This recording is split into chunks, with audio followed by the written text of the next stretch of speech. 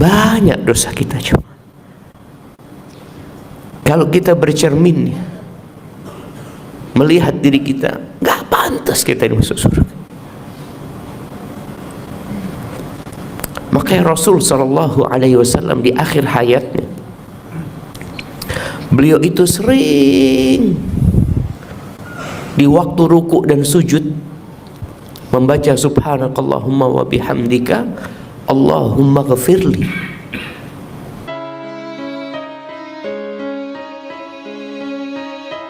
Asabaka min hasanatin fa min Allah.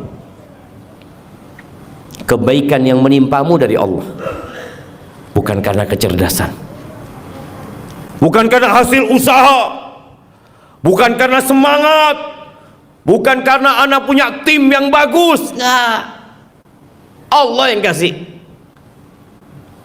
Nih teman-teman yang mungkin sukses usahanya, hilangkan pemikiran dari dirinya kalimat ana, aku, kami, kita. Buang semua kalimat itu. Yang ada Allah. Allah yang kasih ini, Allah yang mudahkan. Kadang-kadang muncul di diri kita kesombongan jamaah, merasa sudah besar. Allah, tatkala kita kembalikan semuanya kepada Allah, semuanya jadi indah. Nggak ada lagi ucapan-ucapan Qarun, innama utituhu ala ilmin idni, aku bisa seperti ini karena ilmu yang diberikan kepada aku. Allah yang kasih. Dan kita dapat melihat berapa banyak orang yang lebih pintar dari kita, berapa banyak orang yang lebih gagah, lebih semangat kerjanya, tapi Allah nggak kasih. Kalau rizki itu ditentukan dengan kepintaran dan kecerdasan, maka bagaimana dengan binatang-binatang yang nggak pernah sekolah? Allah kasih rizki kepada mereka. Jamaah rahimakumullah. Tapi jiwa manusia ini memang ambisius manusia itu. Kata Nabi SAW, yashibu ibnu Adam aw yahrum ibnu Adam. Manusia itu beruban jemaah. Makanya orang kalau beruban itu takut ya, dia ngelihat, ya Allah, wis tuwek aku disemir ya. Nabi SAW melarang semir warna hitam. Antum semir nggak apa-apa, warna coklat, coklat tua. Kalau hitam dihindari, supaya antum tahu kalau rambut antum semiran. Kalau hitam kan merasa, oh sinom aku, no tuwek wis. Nah, beruban itu anak manusia, anaknya Adam. Tapi ada dua hal yang tetap muda di dirinya. Apa dua hal itu jemaah? Nah, yang tua yang jawab, jangan yang muda. Dia merasakan ada dua hal di dirinya yang tidak berubah, tetap hitam. Nah, fadhal jemaah. Yang satu angan-angan, yang kedua dunia hitam. Kedua hitam. Yang kedua apa? Nafsu. Masya Allah, masih muda nafsunya Bapak. Kasihkan ke beliau. Naam, al-hirsu wal amal, kata Nabi SAW. Ambisi dan angan-angan. Ambisi dan angan-angan. Makanya kadang-kadang kita ngeliat iki wis tuwek, pancet ay, ngomongi fulus ini. Iya tetap kayak gitu siapa? Itu yang nggak akan tua di manusia. Kepingin ini, kepingin bangun ini, kepingin beli ini, ada dia punya angan-angan itu. Itu manusia seperti itu. Makanya kalau kita tidak letakkan ambisi kita kepada sesuatu yang lebih besar, kita akan kehilangan yang kita cintai.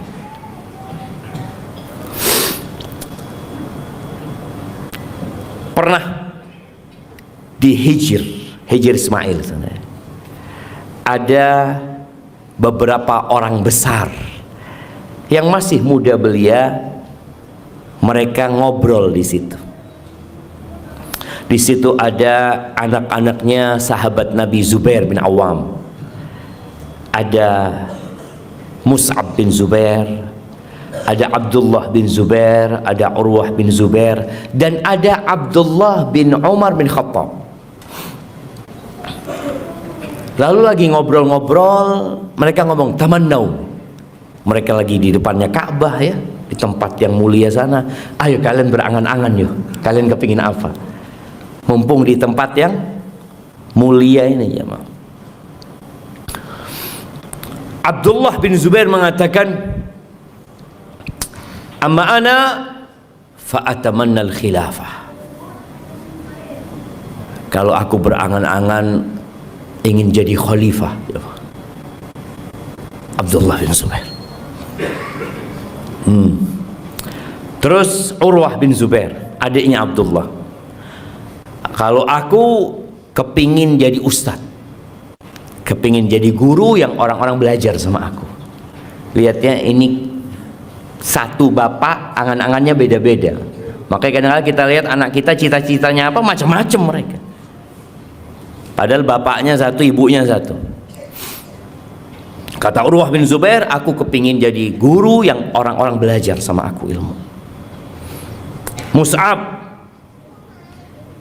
adiknya lagi, Mus'ab bin Zubair, dia mengatakan, amma ana, kalau aku ya, aku fa'atamanna imratal Irak, aku kepingin jadi gubernur Irak.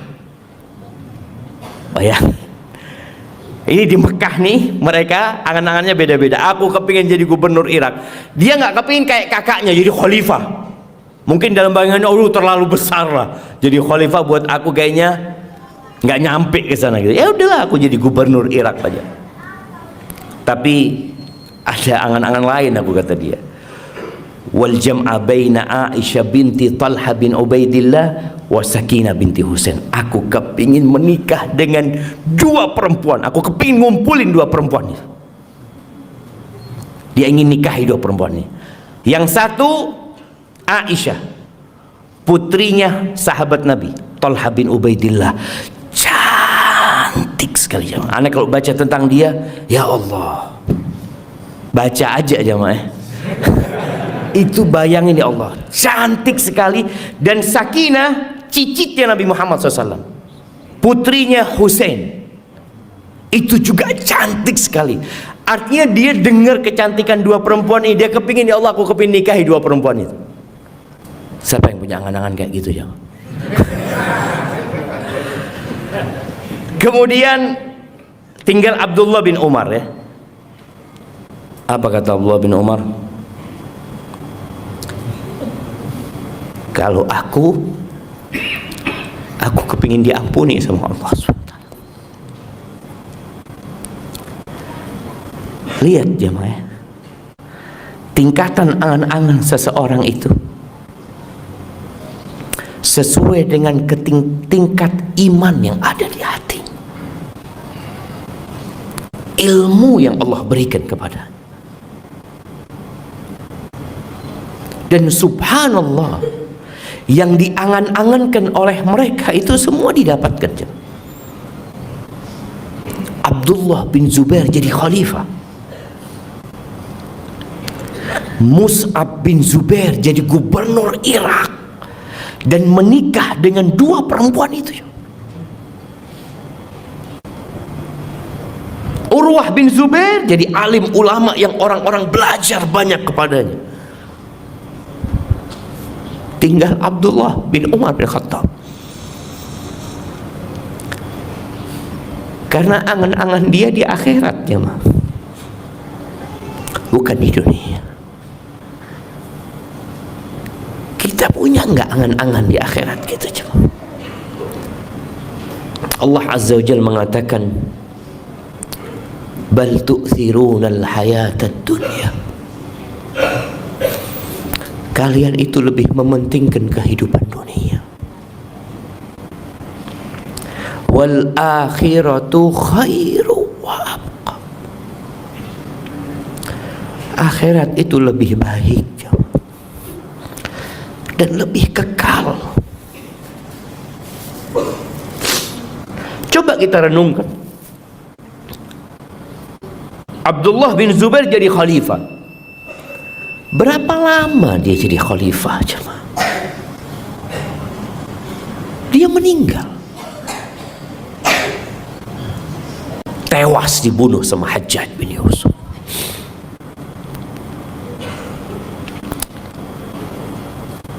Mus'ab bin Zubair, dia jadi gubernur Irak. Dia menikah dengan 2 wanita cantik, jadi istri dia. Berapa lama? Tidak ada. Dan dia pun mati, tewas dipenggal kepalanya. Urwah bin Zubair jadi alim ulama yang sampai hari ini ilmunya kita rasakan. Karena Urwah ini sering meriwayatkan dari bibinya Aisyah radhiyallahu taala anha. Kita kalau baca hadis sering kita akan dapatkan an Urwah ibn Zubair, an ummil mu'minina Aisyah radhiyallahu taala anha, Urwah bin Zubair, terus. Dan yang diinginkan Abdullah bin Umar bin Khattab, ampunan dari Allah subhanahu wa ta'ala. Karena memang kita itu masuk surga bukan karena amalan kita, tapi karena Allah ampuni dosa-dosa kita. Banyak dosa kita cuma. Kalau kita bercermin melihat diri kita, gak pantas kita ini masuk surga. Makanya Rasul SAW di akhir hayatnya, beliau itu sering di waktu ruku dan sujud membaca subhanakallahumma wa bihamdika Allahumma ghafirli, subhanakallahumma wa bihamdika Allahumma ghafirli. Terus beliau minta ampun sama Allah SWT.